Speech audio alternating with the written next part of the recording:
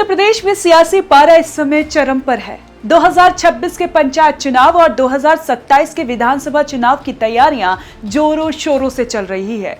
मुख्यमंत्री योगी आदित्यनाथ कोई कोर कसर नहीं छोड़ना चाहते। एसआईआर से लेकर प्रदेश अध्यक्ष तक हर मोर्चे पर काम चल रहा है। यूपी की राजनीति में हर कदम अब बेहद मायने रखता है और बीजेपी संगठन पूरी तरह सक्रिय हो गया है।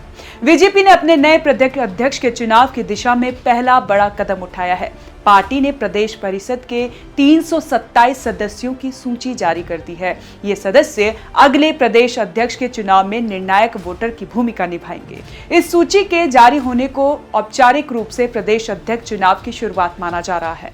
मौजूदा प्रदेश अध्यक्ष भूपेंद्र सिंह चौधरी का कार्यकाल पहले ही समाप्त हो चुका है। ऐसे में पार्टी इस बार संगठन को और मजबूत बनाने और आगामी चुनावों की तैयारी के लिए बड़े बदलाव कर रही है। माना जा रहा है कि इस बार किसी गैर यादव ओवैसी चेहरे पर दांव खेला जाएगा। सूत्रों की माने तो कई नाम चर्चा में है, लेकिन एक नाम जो हर किसी की जुबान पर है वो है पूर्व सांसद साध्वी निरंजन ज्योति। ये नाम इसलिए भी ज्यादा चर्चा में है क्योंकि वह लंबे समय से उत्तर प्रदेश की राजनीति में सक्रिय रही हैं। राम मंदिर आंदोलन से लेकर सनातन की ध्वजा लहराने तक उन्होंने प्रदेश के हर हिस्से में जाकर पिछड़े समुदाय को आगे लाने का काम किया है। बीजेपी की राजनीति साफ दिख रही है। पार्टी किसी गैर यादव ओवैसी को प्रदेश अध्यक्ष बनाकर समाजवादी पार्टी के पीडीए फॉर्मूले को चुनौती देना चाहती है। 2017 के चुनावी फॉर्मूले को दोहराते हुए बीजेपी इस बार ओबीसी वोट बैंक पर पकड़ मजबूत बनाने की कोशिश कर रही है। सपा की पीडीए वाली पॉलिटिक्स ने 2024 के चुनाव में बीजेपी के लिए चुनौती पेश की थी और अब पार्टी इसका जवाब देने के लिए पूरी तरह तैयार है। बीजेपी ने अब तक 98 संगठनात्मक जिलों में से 84 जिला अध्यक्ष घोषित कर दिए हैं। इस जिलों से चुने गए प्रदेश परिषद सदस्य नए प्रदेश अध्यक्ष के चुनाव में निर्णायक भूमिका निभाएंगे। यही वजह है कि सदस्यों की सूची जारी करना चुनाव की औपचारिक शुरुआत मानी जा रही है। यूपी बीजेपी की योजना है कि नया प्रदेश अध्यक्ष खरमास शुरू होने से पहले चुना जाए। 16 दिसंबर से खरमास शुरू हो रहा है और पार्टी चाहती है इसके पहले संगठन में नई कमान स्थापित हो जाए। ये कदम संगठन को मजबूती देने के साथ साथ आगामी चुनाव में पार्टी की रणनीति को और भी प्रभावी बनाएगा।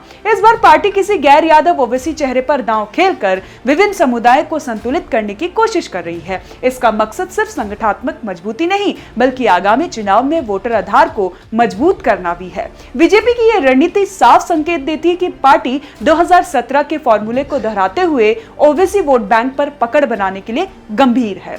प्रदेश अध्यक्ष के चुनाव के बाद उत्तर प्रदेश की राजनीति में एक नया अध्याय खुलने वाला है। नए अध्यक्ष के चुनाव से संगठन में नई ऊर्जा आएगी और पार्टी की तैयारी 2026 और 27 के चुनाव के लिए पूरी तरह मजबूती होगी। यूपी में बीजेपी का यह कदम इसलिए भी अहम माना जा रहा है क्योंकि नए अध्यक्ष के नेतृत्व में पार्टी को अपने संगठनात्मक सुधार और चुनावी रणनीति को अंतिम रूप देने का मौका मिलेगा। प्रदेश के हर हिस्से में संगठन को मजबूत करना और जनता के बीच पार्टी पर प्रभाव बढ़ाना मुख्य लक्ष्य है। विशेषज्ञों का मानना है कि नए प्रदेश अध्यक्ष के चुनाव से पार्टी के भीतर रणनीतिक बदलाव देखने को मिलेगा। ये बदलाव सिर्फ संगठनात्मक नहीं बल्कि राजनीतिक रूप से भी बेहद महत्वपूर्ण होंगे। पार्टी को हर विधानसभा पंचायत स्तर पर भी अपनी ताकत दिखाने का मौका मिलेगा। इस पूरे चुनावी माहौल में साध्वी निरंजन ज्योति जैसे नामों की चर्चाएं ये स्पष्ट संकेत देती है कि बीजेपी के लिए संगठनात्मक मजबूती और ओबीसी वोट बैंक को साधना सबसे अहम प्राथमिकता है। आने वाले दिनों में यूपी की राजनीति में हर कदम पर